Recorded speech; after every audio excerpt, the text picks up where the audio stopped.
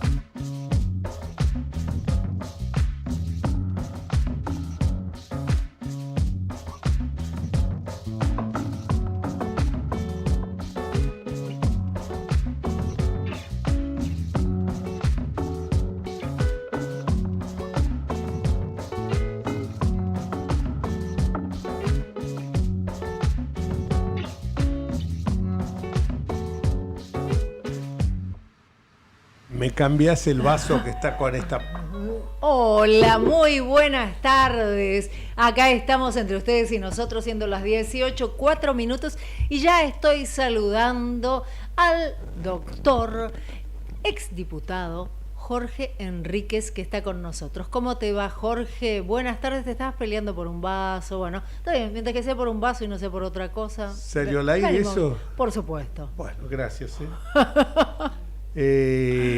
Bueno, sí estábamos discutiendo por un vaso para tomar la gaseosa. Que la gente tiene que saber que la doctora Luján Batallán, que es quien habla con esa voz tan aterciopelada, que es aparte una periodista consumada, abogada, mediadora, etcétera, llega al estudio y pone perfume por todos lados y desinfectante. Entonces yo tengo un vaso y de pronto en ese vaso aparece poco de no sé si hay perfume o no hay perfume, pero no digas, ¿por qué no tire ahí perfume? ¿Qué hace, Jorge? No digas eso. Bueno, ahí estamos viendo por la televisión que está hablando Gerardo Morales presentando. Bueno, pero nosotros tenemos a alguien que va a hablar en el día de hoy, que tiene que ver exactamente con todo lo que está sucediendo en la ciudad de Buenos Aires, porque Morales es precandidato a presidente, pero nosotros tenemos una precandidata también a presidenta, que es Patricia Bullrich, y un diputado que fue compañero tuyo también, que es... Y gran amigo. Y ha sido flamante papá de Eva. Lo vamos a saludar y a felicitar porque estrena paternidad por un lado, y le damos las muy buenas tardes a Fernando Iglesias. Diputado Iglesias, ¿cómo le iba el doctor Jorge Enríquez? María Luján Batallán, lo saludamos. ¿Cómo anda? ¿Qué tal, María Luján? ¿Qué tal, Jorge? Un gusto estar con ustedes. Gracias, Fernando. Te paso como estamos, tenemos un monitor acá. Morales fue acompañado de Miguel Base, Julio Martínez, que es lo que alcanzo a ver ahora, y Ángel Rosas, a la rural. Digo, para que nos ubiquemos cómo viene la interna de Juntos por el Cambio. La primera pregunta que te quiero decir es que hay como un sentimiento. Hoy estaba en un almuerzo con la gente de la Cámara Francesa Argentina, que expuso el programa económico muy atinadamente y atildadamente, Lucho Laspina, y hay como un sentimiento en la gente que dice, pero esto hace peligrar la unidad de Juntos por el Cambio. No, la gente no comprende que al contrario, esto me parece que es hasta cierta medida necesario para que dentro del espacio nuestro, que nadie va a sacar los pies del plato, porque sabe que el que saca los pies del plato está condenado al ostracismo político, porque facilitarle que el populismo siga otros 70 años más en la Argentina. Entonces me parece que esto es cierto, que a veces las internas hay que bajar un poco un cambio, pero pienso yo siempre que las internas, los americanos, por ejemplo, Tamara Harris dijo barbaridades de Biden y terminó siendo su vicepresidenta. Por eso hay que llevar un poco a la gente, me parece esto, ¿no? Que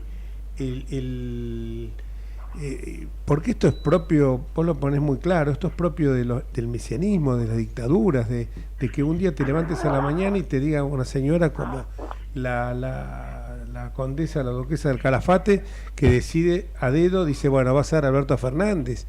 Y entonces aparece un señor como Daddy Brieva que dice que están esperando que le diga si tienen que ir a mordisquear a la gente o tienen que lamerle la mano o sea, me parece que esto es horrible. ¿Vos cómo estás viendo este momento de lo que sucedió en este fin de semana? Que por supuesto es molesto porque se alteran reglas de juego, pero me parece que es necesario a veces las internas para que la gente elija y esto para mí fortifica a los partidos. No sé cómo vos lo ves. Sí, coincido con las observaciones que hiciste. Me parece que a mí no, claramente yo apoyo a Patricia Bullrich y me parece que la movida de Horacio no fue, ¿cómo decirlo? No fue honesta en el sentido de que él pertenece al PRO. Había dos decisiones posibles. Me parece que la que tomó es la menos acertada, pero eso es discutible. Lo que no es discutible es que cualquiera de las dos eran legítimas, porque de hecho la otra es la que se utilizó en la última elección y el que la aplicó fue el propio Larreta. Entonces, entre las dos es razonable, por una cuestión mínima de respeto, que alguien que pertenece al PRO prefiera la opción que beneficie al candidato del PRO, ¿no? Y me parece que en ese sentido la decisión de Horacio es equivocada y contraria a muchas cosas que estamos viendo, ¿no? Acabamos de ver, por ejemplo, que el PRO, cuya presidenta es Patricia Bullrich, intervino al PRO de Mendoza para evitar que De Marchi se presentara por afuera de Juntos por el Cambio con el sello del PRO. Ahora el PRO va a estar donde tiene que estar, junto a los radicales, en una provincia que el radicalismo viene gobernando desde hace tiempo y lo viene haciendo bien. Acá en Capital Federal hacemos exactamente lo contrario. Entonces me parece que la decisión de Horacio no es leal con sus aliados políticos históricos, con el partido al que pertenece, pero tampoco me parece que hay que exagerarla tanto. Yo veo titulares que son absurdos, gente que habla de guerra, ¿no? La gente dice, no se peleen, por la que te dicen eso, no se peleen. No, nos peleamos, estamos discutiendo y los argentinos tenemos que... Porque ¿cuál es la alternativa a un partido que tiene discusiones internas y muchos candidatos? Y bueno, un partido que no tiene candidatos o que tiene un líder único con verticalidad que decide todo y todo el mundo se calla la boca hasta que después lo crucifican y ponen a otro. Digo, eso ya lo tenemos, se llama peronismo. Lo que le gusta es ese sistema de manejar los partidos, tienen a quien votar porque el peronismo ha hecho siempre así. Nosotros podemos objetar alguno podrá objetar el tono, pero me parece que se exagera cuando se habla de guerra y cuando se nos pone al mismo lado del oficialismo. Acá yo no he visto que Mauricio dijera que Horacio... Mauricio lo acaba de decir. Macri dice, dio por terminada la crisis en el PRO para no afectar a Juntos por el Cambio como fuerza política, pero advirtió que Larreta no respetó a Vidal y a Bullrich. Digamos, como que lo da ya por claro, hoy cuando salió de la rural lo dijo, digamos, como que no es algo que le haya gustado y tal vez muchos, o sea, consideramos, yo también siendo periodista, también considero que la culpa no es lo de los medios que dicen que hay una guerra, es que no podemos equipararnos en cuanto a la pelea interna con lo que es el oficialismo en este momento y a la gente está muy desgastada, estamos todos los ciudadanos, estamos tan desgastados que de nuevo tener otra fricción más es como que nos agota a todos, ¿no? Esto es, me parece, la crítica que uno puede hacer desde adentro y que también hay que hacerla. Si también queremos elecciones y decimos somos tan amplios para todos, también tiene que haber una aceptación de la crítica, que no era el momento, que no fue atinado lo de Larreta y que, bueno, obviamente la gente, por lo menos los porteños, estamos bastante en desacuerdo, ¿no? Hablo desde la gente que yo conozco, que me rodea, mi microclima. No, sí, pero es así.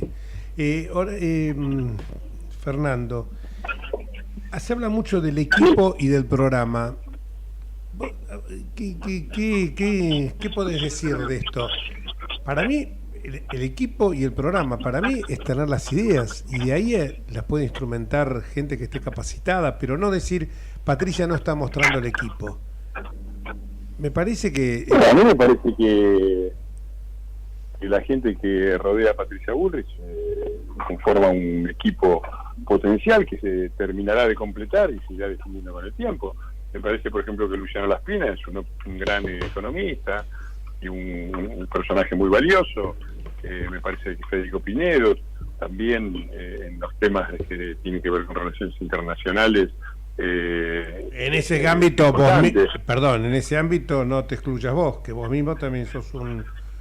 Bueno, yo estoy trabajando en temas que tienen que ver con cultura y con Mercosur, que son dos de los temas que siempre he trabajado, y también estamos tratando de aportar ideas, vos sabés, en el ámbito jurídico también hay mucha gente. Digo, me parece que se repiten cosas a nivel del periodismo que no tienen demasiado fundamento, que tienen fundamento en toda una serie de prejuicios. Yo escuchaba acá, viniendo para acá, no voy a hacer el nombre del periodista, quejándose de la falta de programa. Dice, pero la oposición se dedica a pelearse y no tiene propuestas. Un minuto antes, él mismo acababa de dar la noticia de la presencia de todos los candidatos a presidente Juntos por el Cambio en la rural, frente a empresarios y sectores importantes, explicando cuáles son los programas. Termina de pasar eso y pasa a decir que la oposición no tiene programa. Entonces me parece que es toda una serie de lugares comunes. Y déjame decir una cosa más. A mí me tiene un poco cansado este tema de que todos son iguales porque todos quieren el poder. La verdad es que si yo le una crítica le haría a la oposición al peronismo, no es que han querido el poder, sino que no lo han querido. Por eso el peronismo, que tiene una base dura de partidarios de un 20% de la población, no más, y creo que soy generoso, y que tiene un consenso que a veces llega al 50% de votos, perfecto, pero que es la mitad del país, ha gobernado el 80% del tiempo, porque el peronismo sí tiene vocación de poder. Sí. Y el problema de la oposición no es que tenga demasiada voluntad de poder, es que durante mucho tiempo no la ha tenido, y por eso nos han gobernado de los muchachos, y por eso nos va como nos va. Ojalá, yo aplaudo que los líderes políticos de Juntos por el Cambio se preocupen por el poder, quieran construir por el poder, hagan claras cuáles son sus propuestas, digan por qué les parecen buenas las propias y mejores que las de los demás, y eso en todo el mundo lo llaman democracia. En la Argentina parece que causa escozor, hay gente que después te dice, pero siempre eligen los candidatos a dedo, en una mesa de 4, y ahora te piden eso. ¿Cuál es el líder Juntos por el Cambio y cómo quieren que lo elijamos? Se eligen las PASO, si no es a dedo. No era que no estábamos en contra de elegir a dedo. Bueno, me parece que se dicen muchas cosas muy contradictorias y sin ningún tipo de información, sobre todo, no tanto por la gente, sino por los periodistas y analistas políticos que deberían estar un poquito mejor informados. Sí, el punto fundamental también tiene que ver con que hay mucho hastío y hay hastío de la política en general, entonces después se envuelven a las distintas fuerzas que integran Juntos por el Cambio en esto, ¿no? Y lamentablemente se lleva las de perder, porque es como estar todo el tiempo en crisis, eso es lo que se siente, la gente puede llegar a sentir... Bueno, pero María Luján, está muy bien todo lo que vos decís, pero estamos así porque la gente es la que votó esto. Es cierto. Porque si vos te la pasás votando al peronismo, es cierto, durante 20 años, y después de 3 gobiernos desastrosos, y como nos dejaron el país en el 2015, volvés a votar al 4º gobierno peronista, y después te cansa la política, bueno, no sé. Claro. Yo creo que sí, claro, hay un 48%, no digo todo, pero un 48% que tendría que bajarse un poco del enojo, porque fueron los que votaron esto, ¿no? ¿Cuánta gente? El hastío de la gente es el hastío con las decisiones de la gente, que la única vez que votan algo que no es el peronismo, siempre cuando están por darle la extrema unción al país. En el 2015 era así y ahora de nuevo. Y otra vez a lo mismo, otra vez a agarrar el muerto, otra vez a pagar la tarjeta, otra vez a que gente que acepta que para salir a la calle prácticamente tiene que salir armado y vivir enrejado, después le suben la luz de una pizza a 3 pizzas y hace un escándalo. Eso es cierto, y lo hablamos con Lombardi, porque él, que había estado en el sur, en Neuquén, con Macri, nosotros le preguntábamos con Jorge, ¿qué pasa después? Porque cuando las tarifas empiecen a subir, cuando haya cambios que no va a favorecer a todos, porque en definitiva va a haber alguna parte que va a tener que hacer más esfuerzo todavía, inmediatamente son los del club del helicóptero se vuelven. Bueno, lo que dijo hoy, Macri hoy se lo dijo a los empresarios. Otros. Dijo, si seguimos con la Argentina, de la mía está, de acá no salimos más.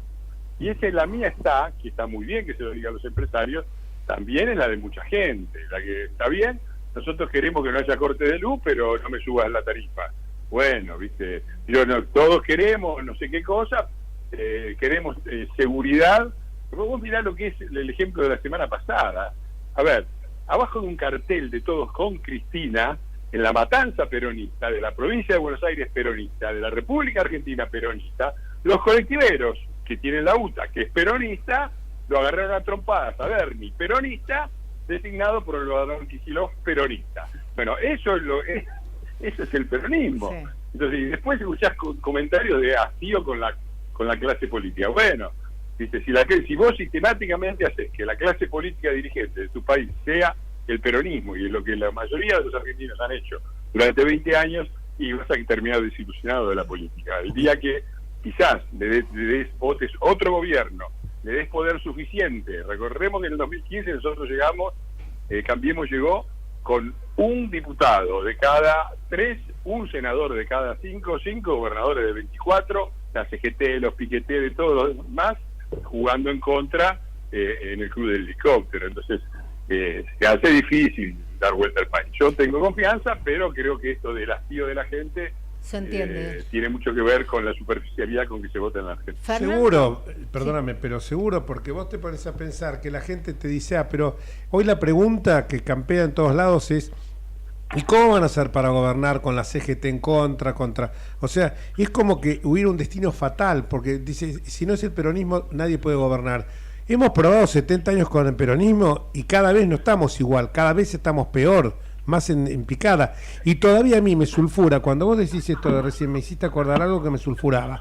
En las marchas que había del año 2020, que participamos vos, yo, el Beto Brandoni, Patricia Bullrich, que era una banderada en todo esto, escuchaba gente que te decía, no, pero ustedes, yo lo voté a Alberto Fernández porque me pareció que era moderado, me pareció que era una cosa absolutamente distinta. Entonces yo le decía, señora, mire, si usted pensaba que era moderado y lo estaba designando Cristina, no, pero él iba a tener la lapicera así, pero Cristina iba a tener los votos. Esto es cuando a mí, y vos sabés que hubo gente que está en nuestro espacio hoy, que en su momento lo apoyó a Néstor, cuando todos sabíamos que el modelo de Néstor era un modelo autoritario que lo había implementado en Gallegos primero y después en Santa Cruz. Sin embargo, por eso la gente se queja, dice, no, pero ¿viste? No le encontrás sentido, o sea, estos no vienen, que vienen, los trasladan de un país escandinavo al peronismo, nació acá y lo vota la gente de acá. Claro.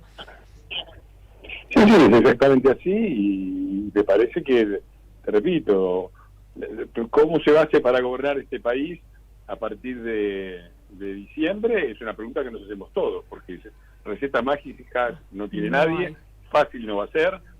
Lo que tenemos es una cierta experiencia. Nos parece, creo en general, de que hay que hacer cambios de entrada, no postergarlos ni hacerlos graduales. Necesita un cambio rotundo de dirección de todas las políticas del país, para poder dar vuelta y para hacer los cambios que nos permitan dar vuelta a esta situación de decadencia, una cosa, y se tiene también una experiencia con lo sucedido en la anterior gestión, que claro. yo creo que yo la defiendo siempre, porque yo creo que fue una gestión exitosa, exitosísima en casi todos los aspectos, con problemas en la economía, pero problemas porque no logramos algunos de los objetivos que nos fijamos, porque además que tuvo un optimismo innecesario y falso, pero entregamos un país que estos inútiles han llamado tierra arrasada, y yo el otro día le pregunté a Rossi, con el turno de preguntas, le dije, si una sola de las características de los índices de la tierra arrasada nos iban a devolver, porque nos tendrían que devolver un país con 80.000 millones de dólares de deuda menos, nos tendrían que devolver un país con 7 puntos de pobreza menos, nos tendrían que devolver un equilibrio fiscal a 0,4% en el primario, nos tendrían que devolver un superávit comercial de 16.000 millones de dólares con la soja 340, hoy no hay un dólar en ningún lado, nos tendría que devolver 12.000 millones de dólares de reserva. Entonces todo eso fue un gran esfuerzo de 4 años de Cambiemos y del pueblo argentino, que el propio pueblo argentino, o por lo menos una parte importante de ellos, decidió rifar en las elecciones del 2019. Bueno, esos errores se pagan. Bueno, la última, muy cortita, ¿qué opinás respecto de la candidatura de López Murphy a jefe de gobierno? Yo tengo toda la simpatía por Ricardo. Lo voté a presidente aquella vez que pudo haber sido. ¿Qué país diferente hubiéramos tenido si 2003. en aquel momento... Yo también lo voté en el 2003. López Murphy y Carrió, entre los dos, tenían como 40% de los votos, ¿no? Si hubieran agarrado el boom de la soja, otro país hubiéramos tenido. Creo que nos da una lección acerca de la importancia de la unidad, claro, ¿no? Lo importante que es la unidad, y no dispersar el voto y tener votar no solamente un presidente, sino también los diputados y los senadores que le van a dar poder. Ricardo se plantea como jefe de gobierno de la Ciudad de Buenos Aires, y yo creo que es una persona absolutamente válida para ese lugar, pero no creo que tenga una oportunidad política concreta de transformarse en eso. Después veremos qué es lo cómo evolucionan las cosas, y yo creo que tiene que cumplir un rol muy importante en el próximo gobierno, porque es una persona capacitada, con experiencia, honestidad, y que tiene todo mi respeto. Bueno, Fernando, muchísimas gracias por estar con nosotros. Muchísimas gracias, Fernando. Un abrazo grande, un beso grande a tu mujer y a Eva.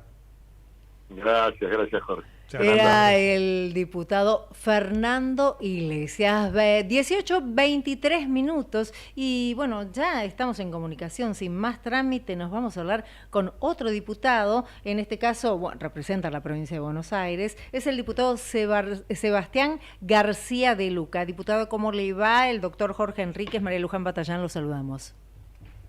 Buenas tardes, María Luján. Hola, Jorge. Hola, ¿cómo te va, Sebas?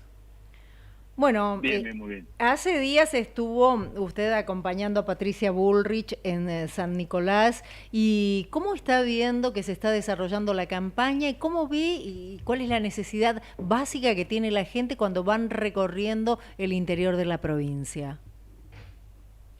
Mira, en la campaña venimos muy bien, tratando de consolidar lo que representa Patricia como candidata a presidenta dentro de Juntos por el Cambio, y obviamente con muchos referentes y con muchos candidatos a intendentes que vamos logrando ir definiendo todos los días. Así que en ese sentido venimos muy bien, y obviamente en lo otro que preguntaba María Luján, con referencias a la problemática de la sociedad. Obviamente que siempre aparece la cuestión económica, pero en algo muy vinculado a la solución que puede dar Patricia Bullrich a todos los bonaerenses en este caso, que es dar una solución concreta a la inseguridad en la que vivimos. Un tema que viene este gobierno pateándose la pelota con un nivel de irresponsabilidad y de improvisación que nos deja a todos nosotros y a nuestras familias siempre al descubierto de lo que los ladrones y todo el sistema que gobierna la provincia de Buenos Aires permite que suceda, y eso creo que es un tema central para nuestra campaña, central para Juntos por el Cambio, y que obviamente Patricia ha demostrado resultados concretos y una salida y una solución que necesitamos trabajar de manera urgente en nuestra provincia. Hoy tuvimos, sí, comparto totalmente. Hoy estuvimos en un almuerzo con la gente de la Cámara Franco-Argentina de Empresarios, la embajadora obviamente, la acompañamos a Patricia, Hernán Lombardi, Luciano Laspina y yo, y fue muy importante la presencia de Luciano Laspina porque reseñó el plan económico que tiene pensado el gobierno, en caso que tenemos pensado de Juntos por el Cambio en caso de ser gobierno, y con la quiescencia de toda la gente de allí. Patricia también obviamente expuso, y uno está viendo que día a día su figura, más allá de los ámbitos, como podemos decir, el contacto diario y la empatía que genera con la gente, también va creciendo en estos círculos. A lo mejor que parece, porque muchas veces dicen, ustedes están muy bien con la gente de la calle, con la gente común, pero no logran plasmar en los círculos profesionales o en los círculos empresariales o sindicales. Y creo que esto lo estamos consiguiendo paso a paso. Más allá de, algunos chisporroteos que hemos tenido en los últimos días que, hacen a la esencia de lo que es la democracia, ¿no? Y lo que es una interna partidaria. ¿Vos cómo ves todo esto? Sin duda, Jorge, creo que la parte de los equipos y cómo ellos se va vinculando con determinados sectores empresariales y de nuestra sociedad, que a veces falta poder tener ámbitos más lógicos de una discusión y poder demostrarlo, quizás a veces en la vorágine mediática no se puede ver, o no se observa con lo que uno ve de los que son los equipos técnicos de Patricia y los planes de gobierno que ella viene preparando. Me parece que es un punto importante que lo podamos ir plasmando, porque sinceramente hay un volumen técnico, un volumen de gobierno con personas que han sido parte del gobierno de Cambiemos, pero que también hemos aprendido de los errores y hemos aprendido también toda esta etapa de lo que ha pasado en nuestro país, que es importante dar una solución concreta y una propuesta concreta para que la sociedad y los sectores empresarios y cada uno de los argentinos pueda ver no solo una persona con firmeza, coraje y decisión, sino con equipos y con planes de gobierno concretos. Muy claro. Bueno, es fundamental tener la provincia de Buenos Aires. Sabemos perfectamente que a futuro la provincia no puede continuar con los distritos y las secciones electorales como las está teniendo hasta ahora, y en un momento se habló de poder desdoblar lo que, ya que ahora hay tanto desdoblamiento, concurrencia y demás, lo que es la tercera sección electoral, que está La Matanza justamente en el medio de esa tercera sección electoral. ¿Existe la posibilidad o la gente de provincia, del PRO, de Juntos por el Cambio, trabaja en esto a futuro? No entendí la última parte, perdón, María. Sí, la gente del Juntos por el Cambio o del PRO en particular están trabajando a futuro en ver de desdoblar un distrito que es lamentable que sea definitorio en una elección, ¿no? Sí, lo llevo más también a la capacidad de gestión, que para eso está la política. También. Yo no tengo la menor duda que hay ciudades en la provincia de Buenos Aires, sobre todo en el conurbano, donde la autoridad municipal está despegada completamente de la cercanía que requiere para la solución concreta. Entonces tenés distritos muy grandes, no solamente en territorio, sino en cantidad de habitantes y por ende de demandas de gestión, que con un intendente es muy difícil lograr tener esa solución para los vecinos. Entonces creo que nuestra provincia, por nuestra amplitud territorial, requiere un nivel de descentralización en la gestión que otorgue más poder y más facultades a los intendentes, porque si no es inviable desde La Plata, o como nos viene pasando, claro, como Kicillof, con personas que son de la capital federal, que no tienen la más mínima idea de dónde queda la provincia de Buenos Aires y por ende cómo es nuestra idiosincrasia y nuestros problemas. Hace falta tener personas que sepan gobernar nuestra provincia. Acto siguiente, tener la seguridad para empezar a dar más autonomía a los intendentes, que son quienes conviven con esos problemas. Pero a su vez también te agrego esto que bien decís, que es necesario discutir la división de algunos municipios para poder darle realmente soluciones. Si no, es inviable, así como están planteadas ciertas municipalidades, es inviable poder dar solución concreta a tanta demanda. Y tenemos casos que han dado rédito en ese sentido, en lo que han sido divisiones en las últimas décadas, por ejemplo, que era el viejo distrito de General Sarmiento, que luego se dividió en José de Paz, San Miguel y Malvinas, sí, o el mismo como pasó en Morón, que se dividió entre Morón y Hurlingham. Es necesario observar las mejoras que ha habido, obviamente no en todo, porque no es lo mismo San Miguel obvio, de lo que ha sido el caso de Joaquín de la Torre con lo que es José de Paz, pero es inevitable que es un punto que necesitamos discutir a fondo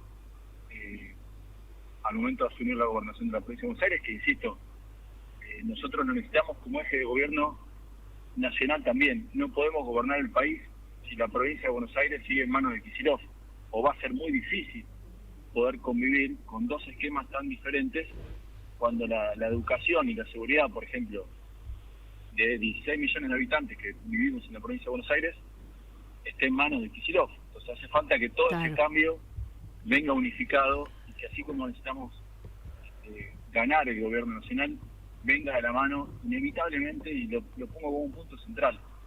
Necesitamos que la provincia de Buenos Aires tenga la misma sintonía que el gobierno nacional. Bueno, esperemos que así sea, diputado. Desde ya muchísimas gracias por estar aquí con nosotros. Muchísimas gracias, Sebas. Un fuerte abrazo y gracias. Estaba con nosotros el diputado Sebastián García de Luca. 18:32 minutos, nos vamos a la pausa, ¿te parece? Sí, cómo no. Vamos la radio, somos tu voz. Vamos con Eco, siempre la verdad y la mejor información. El mejor gimnasio te espera. Elegí las clases que quieras. En Unfit vamos a cuidarte. En Unfit venimos a encontrarte. ¿Cómo prevenir dengue, zika y chikungunya? Sin criaderos no hay dengue. Limpia tu patio de objetos que acumulen agua. Elimina agua estancada de recipientes. Reemplaza con tierra o arena el agua de tus flores. Tapa los tanques de agua y cisternas. Tira y perfora llantas para que no acumulen agua. Limpia floreros y bebederos. Recordá, sin criaderos no hay dengue. Intendencia Menéndez. Informate en ecomedios.com. Seguinos en Facebook, Ecomedios Live.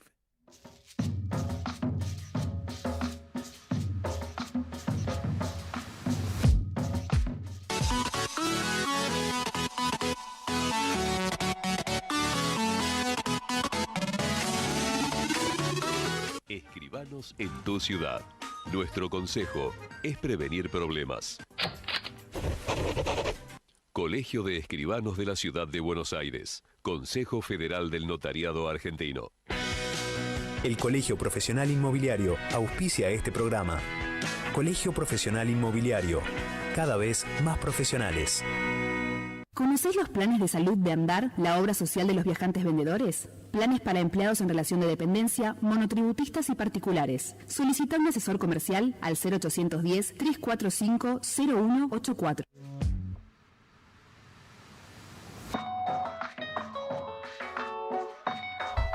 $18:34.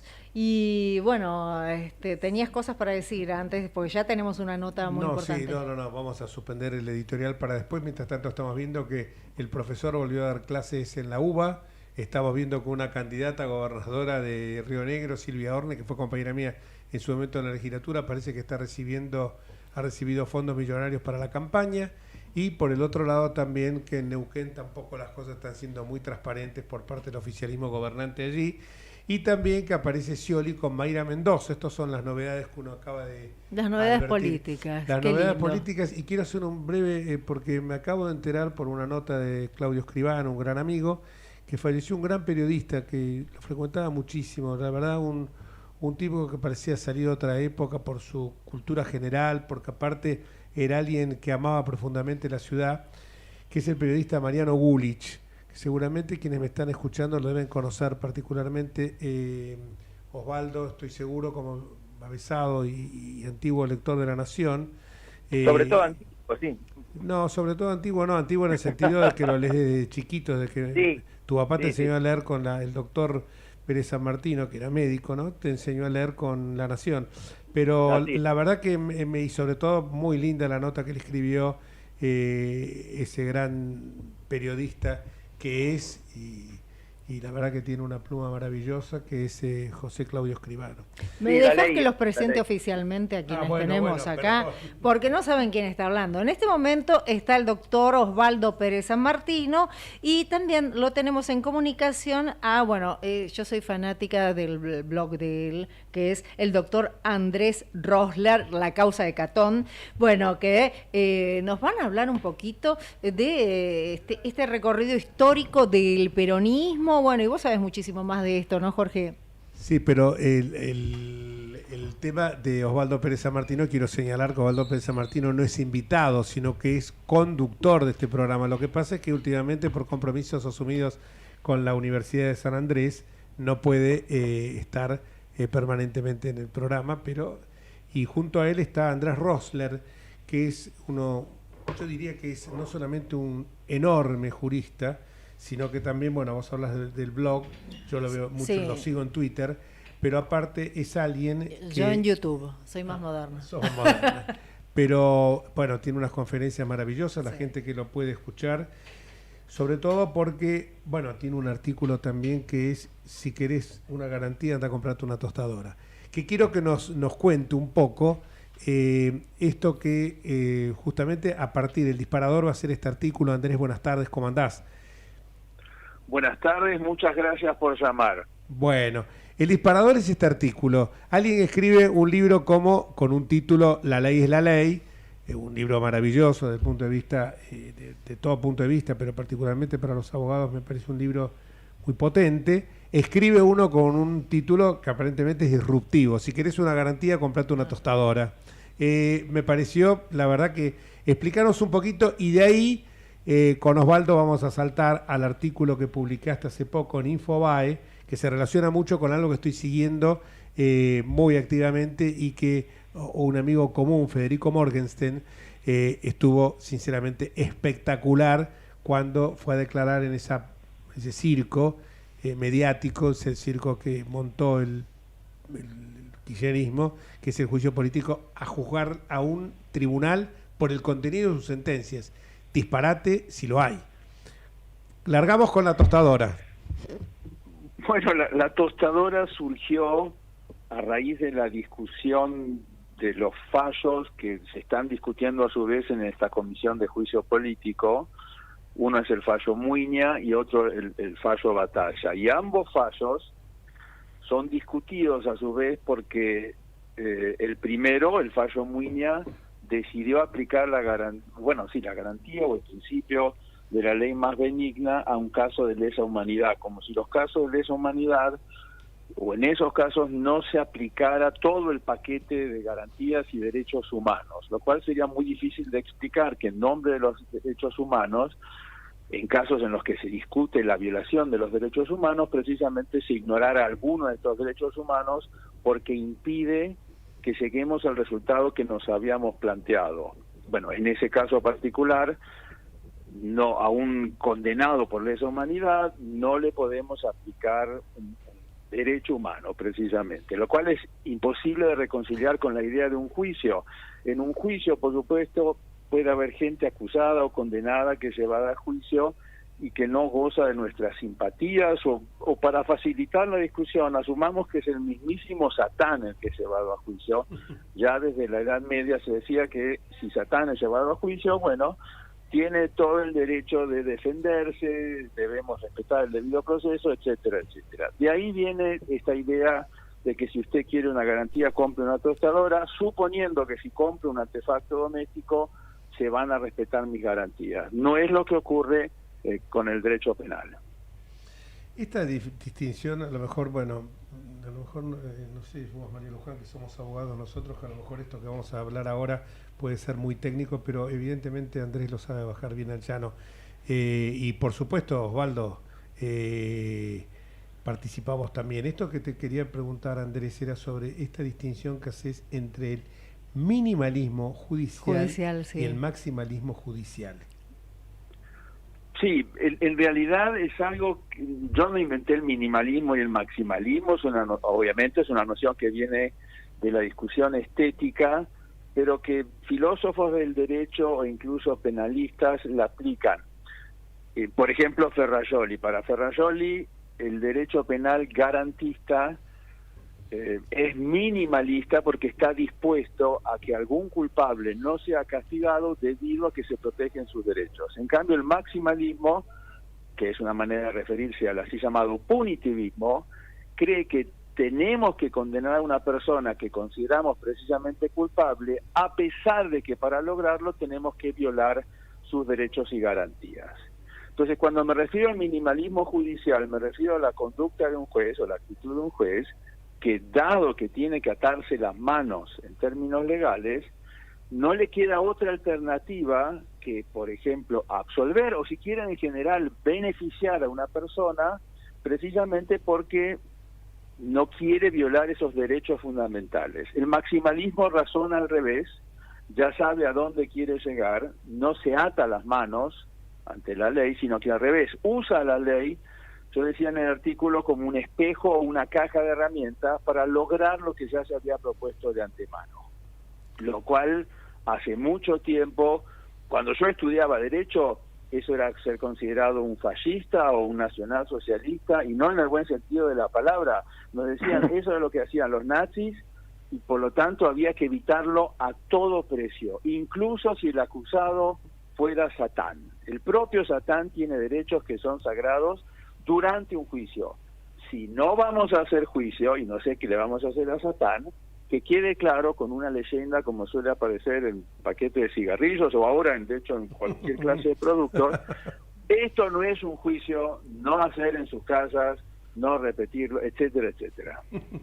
Osvaldo. Claro, es muy importante esto que dice Andrés, porque el kirchnerismo está sosteniendo que los jueces de la Corte que fallaron por la aplicación del 2x1 en Muiña y después en el Batalla, que es el fallo siguiente, luego que el Congreso sanciona esa ley interpretativa, que en realidad significa una ley penal retroactiva, solo Rosenkrantz, que ellos están a favor de la represión o del genocidio, etcétera, etcétera. Bueno, o que quienes escribimos, Andrés mucho más, pero yo he contribuido con algunos artículos de divulgación también y muchos otros, elogiando el voto de la mayoría en Muiña y la solitaria disidencia de Rosenkrantz en Batalla, también somos represores o aliados o cómplices. Bueno, no, somos simplemente aliados del Estado de Derecho,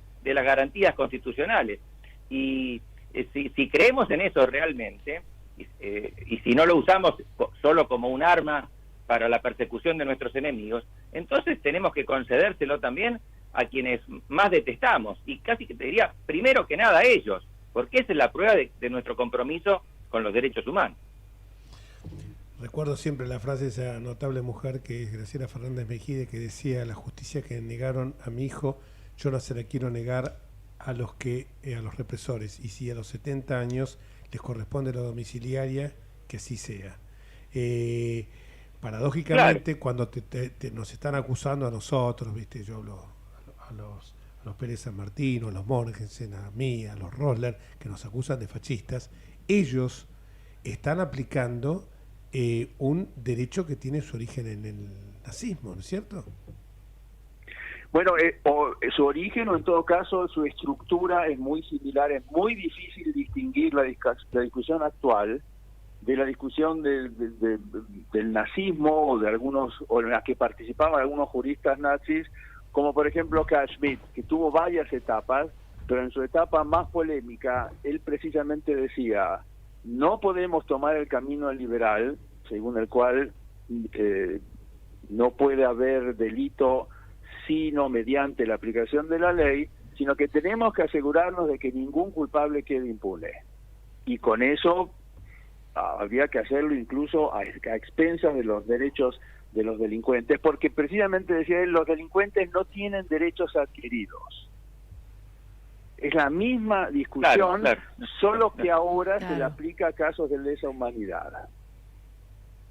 Claro, el así llamado represor ya es, en esa concepción, un delincuente. O sea, el juicio sería una farsa, porque ya el resultado lo sabemos de antemano. Precisamente un juicio, una garantía constitucional y penal, en este caso, nos provee un medio, pero no nos dice nada sobre el resultado. El resultado surgirá de la aplicación de ese medio. Claro, hay gente que no puede ser beneficiada en un juicio, pero entonces, si esto es un juicio en el cual hay una parte que no puede ser beneficiada, esto es un chiste judío. Hay un viejo chiste que contaba Norman Ehrlich, que se encuentran dos judíos y uno le dice al otro: che, me enteré que se quemó tu negocio, y el otro dice: no, callate, la semana que viene. Eso es fraude. No es un juicio. ¿Qué opinas? Yo les recomiendo, bueno, muchas cosas de Andrés, pero él realizó unas entrevistas por la Universidad de San Andrés a Martín Farrell y a Andrés, estoy a Malamud Gotti, perdón. A Jaime Malamud Gotti, que fueron algunas de las personas que contribuyeron con sus ideas a la formulación de los juicios a las juntas y a los guerrilleros en la época de Alfonsín. Es muy interesante porque ellos defienden que lo que más anhelaban era el respeto sagrado de las garantías constitucionales, el derecho de defensa en juicio, y después critican lo que llama la segunda oleada, que empieza en 2003, 2004, de estos llamados juicios de lesa humanidad, precisamente porque se violaron algunos de estos principios que para el constitucionalismo son sagrados. Como juristas ambos, colegas, colegas abogados, yo no me quiero autotitular jurista, ¿qué opinión les merece el juicio político y alguna referencia también a que esto parecería que es un destino trágico que tiene el peronismo con la justicia? Bueno, lo del peronismo déjamelo a mí, no quiero comprometerlo, Andrés, porque él es un teórico, es un jurista en serio, así que yo le pediría a él que nos diera su impresión del juicio político y después, si hay tiempo, yo hago algún condimento. La nota de Infobae está bien, es muy enjundiosa desde el punto de vista jurídico, pero también tiene algunos ribetes políticos, Osvaldo, o sea que no. ¿Hasta qué punto podemos establecer esa línea tajante entre lo que es político de lo que es estrictamente de técnica jurídica, ¿no? Sí, Andrés.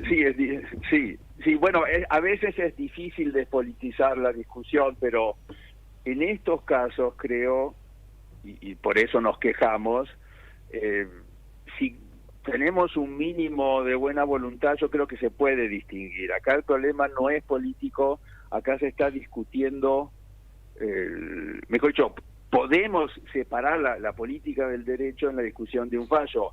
Si bien se suponía que no iban a iniciar un proceso de juicio político por el contenido de los fallos, como se puede apreciar en las audiencias de esta comisión, claramente están discutiendo el contenido de los fallos. El del 2 por 1, el caso de Muña, me parece que es clarísimo. ¿Cómo se atrevieron los jueces a desoír las abrumadoras movilizaciones? Imagínense si los jueces empezaran a tomar decisiones, los fallos penales dependieran de cuánta gente está en la calle. ¿Qué le pasaría a Cristina, por ejemplo? Claro. Si fuera... Porque uno nunca sabe cuánta gente va a salir. Y el punto es que en este momento de la civilización, que pidamos volver a la época cuando éramos cazadores-recolectores, donde todo se resolvía en la calle. Bueno, no había calle, pero tampoco había instituciones, y el que dominaba el espacio, bueno, tenía razón. Esto es un retroceso inimaginable, creer que un juicio penal pueda depender de la cara del cliente, de las encuestas, del poder, de la plaza. Es algo que francamente cuesta pensarlo, cuesta tomarlo en serio, pero el problema es que tenemos una comisión en el Congreso de Juicio Político que está discutiendo exactamente estas mismas cosas. Son derechos humanos fundamentales. Osvaldo. Sí, no, sin duda es una farsa, de eso se aprovechan la mayoría de uno que tienen la Comisión de Juicio Político para montar esta puesta en escena, a sabiendas de que después no va a tener ningún resultado porque no tienen la mayoría calificada en la Cámara de Diputados y en la Cámara de Senadores, pero realizan estas audiencias donde pretenden encontrar no sé qué, porque las preguntas son absurdas y llevan, por ejemplo, a funcionarios judiciales y les preguntan sobre las sentencias, qué opinen o si participaron. Las sentencias están ahí, si lo que se discute es el contenido, no se requiere ninguna prueba, está ahí, y además los autores de las sentencias son los jueces. Los funcionarios judiciales podrán preparar borradores, proyectos, pero depende, en definitiva hacen lo que los jueces les indican. O sea que el solo interrogatorio a los funcionarios judiciales o algunas personas, por ejemplo, Sebastián Garay, que es funcionario judicial en la Secretaría de Juicios Originarios de la Corte, o Guillermo Garay, que es también funcionario judicial en la Corte. Ellos fueron llevados ahí solamente porque son hermanos de Alberto Garay, que es presidente del Colegio de Abogados de la Ciudad de Buenos Aires, y ese es el único motivo. Sebastián es el hijo y Guillermo es el hermano. Llegan a un punto... Uno de los juicios que motiva, una de las causas que motiva este juicio político es el fallo dictado en la causa promovida por el Colegio de Abogados de la Ciudad con relación a la ley 26080 sobre el Consejo de la Magistratura, de 2006, que recién se declaró inconstitucional hace un par de años. Pero esa causa fue promovida por el colegio como institución, que tenía otro presidente en ese momento, el abogado que la patrocinó, nuestro amigo Ricardo Ramírez Calvo, y Alberto Garay es actualmente el presidente del colegio, pero eso no tiene ninguna relación con que algunos parientes suyos trabajen en la corte. Es decir, es una persecución hasta de carácter familiar. Perdona, no sé a quién interrumpí. No, te decía que no son declaraciones testimoniales, sino que parecen declaraciones indagatorias en algunos casos. En otros casos se llega al extremo de que ayer un periodista, Martín Granowski, hablaba del Colegio de Abogados de la Ciudad de Buenos Aires, diciendo el colegito que nutrió a todos los gobiernos militares, a todas las dictaduras, y ahí hemos tenido, Alberto Garay está insospechado de haber participado en dictadura alguna. Por eso te digo que es como es todo muy sesgado, y sacando dos puntos altos que han tenido quienes fueron a declarar, a prestar declaración testimonial, que para mí los dos puntos más altos fueron Federico Morgensen, que los puso en el quicio, por un lado, y por el otro lado ayer Germán Garabano, que también deploró que se esté haciendo un juicio político a los ministros de la Corte, porque esto daña las instituciones de la República.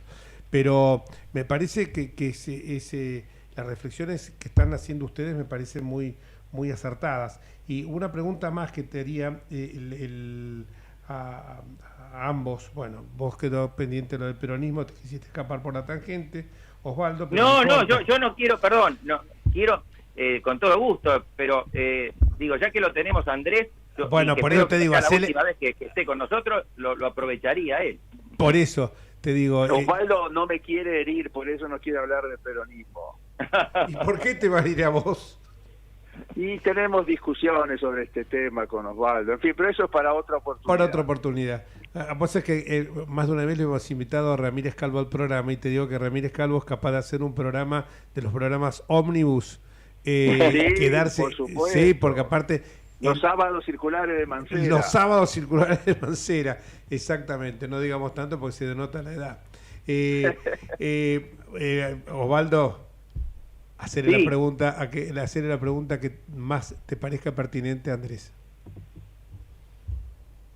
Son tantos. Bueno, yo le voy a hacer una pregunta que va a ser un anuncio, porque Andrés mencionó a Carl Schmitt, y debo decir que tuvimos el privilegio de que mencionar una cita de él en lo que él llama su etapa polémica, que a la que no suele referirse tanto, la tiene ahí como una etapa que le pone entre paréntesis.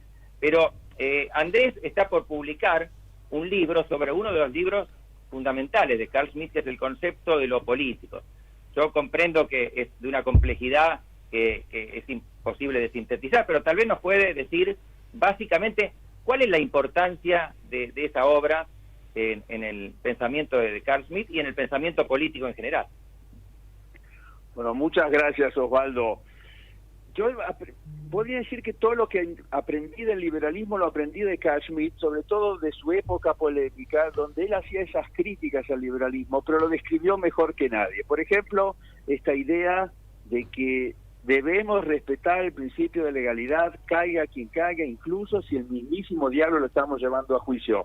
Por eso me parece que es importante estudiar a los que no piensan como nosotros, con el agregado de que Schmitt no toda la vida fue nazi, sino que antes de colaborar con el nazismo, hasta 1932, mediados del 32, antes de las fatídicas elecciones que terminarían conduciendo al nazismo al poder, él abogaba por la prohibición del Partido Nacional Socialista.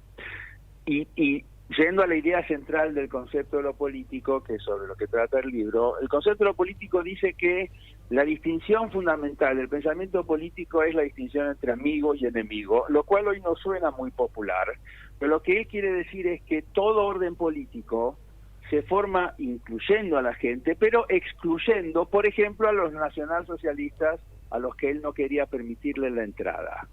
Ese es el núcleo del pensamiento político de Schmitt. Los liberales tienen que darse cuenta de que también tienen enemigos. No tiene sentido negar entonces que la política es conflicto. La idea es estar preparados y saber qué hacer, qué instituciones tener, cómo hacer para resolver el conflicto. Pero negarlo es suicida, y esto es lo que le pasó a la República de Weimar en 1932. Claro. Andrés, sí, ya que anda hablas de- cerrando porque nos perdón. quedan 2 minutitos nada más, así que sería muy lindo poder escuchar a los dos cerrando el programa en la jornada de hoy.